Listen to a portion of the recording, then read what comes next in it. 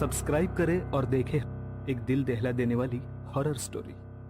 बिना घबराए bell icon press करना ना भूलें।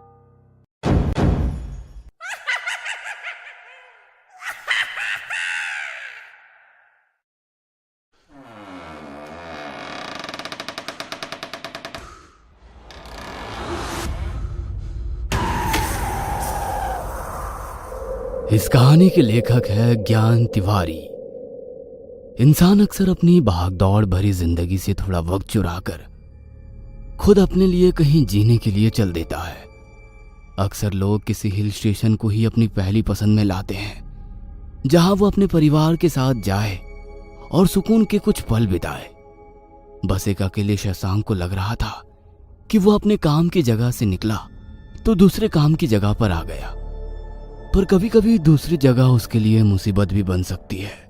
शशांक पेशे से एक पावर प्लांट इंजीनियर था, जिसका तबादला शिमला के एनटीपीसी गेस्ट हाउस में कर दिया गया था और शशांक अब अपने पूरे परिवार के साथ उसी गेस्ट हाउस में शिफ्ट होने के लिए जा रहा था।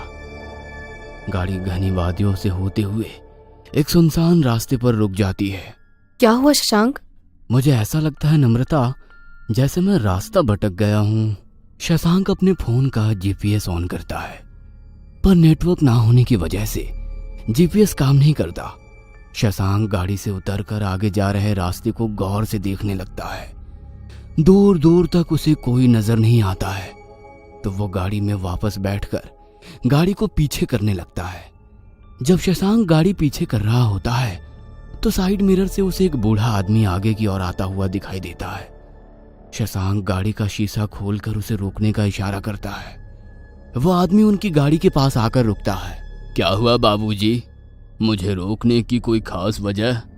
नम्रता उस आदमी को बड़े गौर से देखती है और फिर वो अपने बेटे आद्विक को अपने पास खींच लेती है। देखिए, मुझे लगता है कि हम रास्ता भटक गए हैं। रास्ता भटक गए हैं? कहाँ जाना था आपको? NTPC guest house. NTPC guest house, ये नाम सुनते ही उस बूढ़े आदमी के कान खड़े हो जाते हैं। उसे ऐसा लगता है जैसे मानो किसी ने उसके कानों में बिजली का जोर से झटका दिया हो। क्या आपको मालूम है उस जगह का रास्ता बाबा? शशांक के सवाल पर वो वापस होश में आ जाता है और उससे जिज्ञासावश पूछ बैठता है, पर आपको वहां क्यों जाना है? वहां तो सदियों से कोई नहीं गया। शशांक उसे बताता है कि उसकी पोस्टिंग करी गई है और शाम भी होने वाली है, इसीलिए उसे वहां जल्दी पहुंचना है। वो बूढ़ा आदमी पहले तो शशांक को वहां जाने से रोकता है, पर शशांक उसे फिर से जोर से डांटने लग जाता है। अंदर बैठी नम्रता को अजीब सा डर लगना शुरू हो जाता है कि तभी वो उस बूढ़े आदमी के मुंह से कुछ अजीब सुनती है, जो उसे सदमे की तरह लगता है। उस घर में डायन का डेरा है बेटा, तू समझ जा मेरी बात, वरना इंसान अगर रोने के बाद पछतावा करे तो उसका रोना व्यर्थ होता है। शशांक ने उस बूढ़े आदमी की ओर गुस्से से देखा और उस पर चिल्लाने लगा, ए, तू पागल है क्या? हाँ, एक तो हम दिन भर के थके हैं, ऊपर से तू हमें और मत पका। बंद कर अपनी ये चुड़ैल डायन की कहानी। शशांक वापस गाड़ी में आकर बैठ गया और तेजी से गाड़ी का दरवाजा बंद कर दिया कि इतने में वो बूढ़ा आदमी नम्रता की ओर आया और बच्चे की तरफ इशारा करके कहने लगा, इस बच्चे की खातिर वहां मत जा बेटा, ये मासूम बलि चढ़ जाएगा। वहां एक औरत थी जो अपना ही बच्चा मार कर खा गई, तब से वहां खौफ का घेरा है। ये सब सुनकर नम्रता के चेहरे की हवाइयां उड़ने लगी। वो आदमी आगे बताने लगा, उस औरत की भूख आज तक नहीं मिटी है बेटा। जब भी कोई मासूम जान आती है तो वो वापस आ जाती है। नम्रता ने आद्विक को सीने से दबा लिया कि शशांक इतने में वहां से गाड़ी बढ़ाकर चल दिया। नम्रता खौफ में बैठी थी। इतने में शशांक का मोबाइल रिंग हुआ। शशांक ने फोन उठाकर देखा तो उसमें नेटवर्क आ गया था। जीपीएस की लोकेशन ने बताया कि गेस्ट हाउस सीधे जाकर ऊपर पहाड़ी में बना है। क्या हमें वहां जाना चाहिए शशांक? तुम बेकार में डर रही हो नम्रता, उसकी बातें काल्पनिक है। अरे इन लोगों का धंधा होता है। नम्रता के चेहरे पर डर था। वो ये नहीं समझ पा रही थी कि उसे वहां आद्विक के साथ जाना चाहिए या नहीं।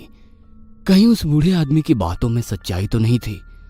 नम्रता इन्हीं सब बातों में उलझी हुई थी कि अचानक गाड़ी के ब्रेक्स लगे। नम्रता ने मुड़कर देखा तो वो गेस्ट हाउस आ चुका था। शाम के 5 बजे थे। पहाड़ी में बना ये गेस्ट हाउस काफी आकर्षित कर देने वाला था। शीशों के साथ दरवाजे भी कांच के थे। हवा का बहाव चारों तरफ आ रहा था, ऐसी कि बहती हुई हवा की साएं साफ साफ सुनाई दे रही थी। उस गेस्ट हाउस में एक ड्राइंग रूम और 2 बड़े बड़े कमरे थे, और उसी गेस्ट हाउस के पीछे पहाड़ी में पड़े थे कुछ नरकंकाल। नम्रता ने गेस्ट हाउस को गौर से देखा कि इतने में शशांक पीछे से एक भारी सूटकेस लेकर आया और उसे रखकर अपनी जेब से चाबी निकाली और गेस्ट हाउस का दरवाजा खोला। जैसे ही दरवाजा खोला, सामने बने शीशों पे अजब सी चमक पड़ी। नम्रता की गोद में आद्विक सो गया था। नम्रता धीरे धीरे अंदर आई और आते ही आद्विक को अंदर कमरे में लिटा दिया। नम्रता बाहर आई तो उसने देखा कि शशांक ने उस भारी से सूटकेस को साइड वाली दीवार पर टेक लगा दिया था। वह उसके पास आई और बोली, हमने यहाँ आकर ठीक तो किया ना शशांक? तुम अभी तक उस बूढ़े की बात दिल से लगाकर बैठी हो क्या नम्रता? अरे कल से मेरी यहाँ ज्वाइनिंग है, एक नई पोस्ट है, तुम्हें जहाँ मेरे लिए खुश होना चाहिए तुम वहाँ उदास सा चेहरा लेकर मेरे सामने हो। ऐसी बात नहीं है शशांक, बस आद्विक की फिक्र है। उससे कुछ नहीं होगा, उसकी माँ जो उसके साथ है। इतना कहकर शशांक ने नम्रता को प्यार से गले लगा लिया और फिर दोनों ने मुड़कर सोते हुए आद्विक को देखा। उसे प्यारी नींद लेते देख दोनों मुस्कुराए और अंदर चल दिए। वह लोग भी काफी थके थे, तो लेटते ही कब उन्हें नींद आ गई उन्हें पता ही नहीं चला। शाम के 8 बज रहे थे। शशांक, नम्रता और आद्विक शिमला के मशहूर रोड पर घूमने निकले। शाम होते ही शिमला का माल रोड ऐसा सजा होता है जैसे दुनिया भर की सारी रंगीनियत वहां समा गई हो। दुकानों पर लगी जगमगाती लाइट्स, पहाड़ों पर से बरसती रोशनी, चारों तरफ एक खुशनुमा सा माहौल। घूमते घूमते आद्विक की नजर एक टॉय शॉप पे जाती है और उसे देखते ही वो खुशी से झूम उठता है और पापा पापा चिल्लाने लगता है। पापा पापा पापा, वो वहां चलो ना खिलौने की दुकान पर। शशांक थकान में हाँ कर देता है और वो लोग वहां से चल पड़ते हैं। दुकान में तरह तरह के खिलौने देखकर आद्विक बहुत खुश हो जाता है और वो चारों तरफ घूमकर देखने लग जाता है कि तभी उसकी नजर एक बड़े से एरोप्लेन पर जा टिकती है और वो उसे देखता ही रह जाता है। वो एरोप्लेन ऊपर एक डोरी से टंगा हुआ घूम रहा है। आद्विक ने एरोप्लेन की तरफ ऊपर अपनी उंगली उठाई और इशारा किया, पापा पापा मुझे यही वाला चाहिए। ठीक है बेटा, ठीक है, ले लो। आद्विक एरोप्लेन पाकर खुशी से झूम उठता है। ऐसा लग रहा था कि कोई उन्हें जाते हुए देख रहा है। एक घने पेड़ के पीछे से 2 आंखें उन्हें जाते हुए देख रही है। वह वही बूढ़ा आदमी था जिसके चेहरे पर एक अजीब सी परेशानी ने घेरा बना रखा था। उसकी आंखों में डर था। अरे बच्चे को छोड़, अरे वो तेरा हमारा बच्चा है, छोड़ दे उसे। उस आदमी की आवाज में दर्द था। तू चला जा यहाँ से, मुझे अभी भूख लगी है और मैं ये बच्चा खाऊंगी। उसने जोर से अपने 11 साल के बच्चे के सर को अपने दोनों हाथों के बीच दबा लिया।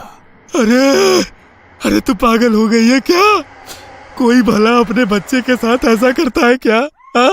अरे थोड़ा तो रहम खा, क्या हो गया है तुझे? तू माँ है इसकी। माँ, माँ मुझे छोड़ दो माँ, डर लग रहा है। उस औरत ने नीचे देखा। सुर्ख सफेद आंखें, होठ से नुकीले दांत बाहर आने लगे। ए, डरता क्यों है? थोड़ी देर की तो बात है, जब मेरी भूख शांत हो जाएगी तो मैं तेरी माँ को छोड़कर चली जाऊंगी, पर तब मैं तुझे नहीं छोड़ने वाली।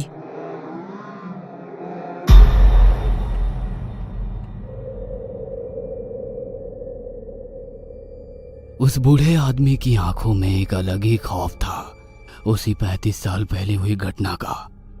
उसके मन में एक अलग ही बात चल रही थी कि कहीं गेस्ट हाउस के पीछे बनी पहाड़ी पर पड़े नरकंकालों को सूंघकर वो वापस आ जाए और कहीं फिर से एक माँ अपने बेटे का शिकार ना कर ले। कहीं वो डायन हवा में उड़कर वापस उन नरकंकालों का भोग करने आई और उसने इस परिवार को देख लिया तो अनर्थ हो जाएगा। यह सब सोच के उसकी रूह सिहर उठी। नम्रता उठकर आद्विक को ढूंढते हुए कमरे से बाहर आई और मेन हॉल में देखा। उससे वो दंग रह गई। उसके सामने एक काली परछाई दीवार से टेक लगाकर घुटनों के बल बैठी थी। वो लगातार अपने दांत किटकिटाए जा रही थी। पास की खिड़की खुली थी जिससे पीछे पड़े हुए नर कंकालों की बदबू उड़कर अंदर की ओर आ रही थी। तभी नम्रता की नजर अचानक ऊपर गई। एरोप्लेन वाला खिलौना ऊपर हवा में लटका हुआ है बिना किसी सहारे के। आद्विक एक तरफ डरा हुआ खड़ा है। वह डायन उठी और नम्रता की तरफ चीख पड़ी। सुर्ख सफेद आंखें, सूखा हुआ शरीर जिस पर काफी गंदगी है। उसका पूरा शरीर बदबू मार रहा है। नुकीले दांतों से अपनी जीभ को रगड़ते हुए वह आद्विक को देख रही थी। आद्विक के पास आते आते वह अचानक नम्रता की तरफ मुड़ी और उसे घूरने लगी। नम्रता की चीख शशांक के कानों में पड़ी तो उसने हड़बड़ी में बिस्तर छोड़ा और बाहर आया। शशांक घबराया हुआ बाहर आया। उसकी आंखों के सामने जो नजारा था वो डरा देने वाला था। सामने नम्रता खड़ी थी खुले बालों के साथ। उसकी आंखें सुर्ख सफेद थी, होठों से लार टपक रही थी और उसकी जीभ उसके नुकीले दांतों के बीच रगड़ रही थी। शशांक घबराया हुआ बोला, आद्विक! आद्विक उस डायन की पकड़ में था। वो रो रहा था मां मां करके। उसका सर उसके हाथों के नुकीले पंजों के बीच में फंसा था। वो डायन उसके सर पर कभी फूंक मारकर उसके बाल उड़ाती तो कभी उसके बालों को अपने नुकीले नुकीले नाखूनों से सहलाती। नम्रता!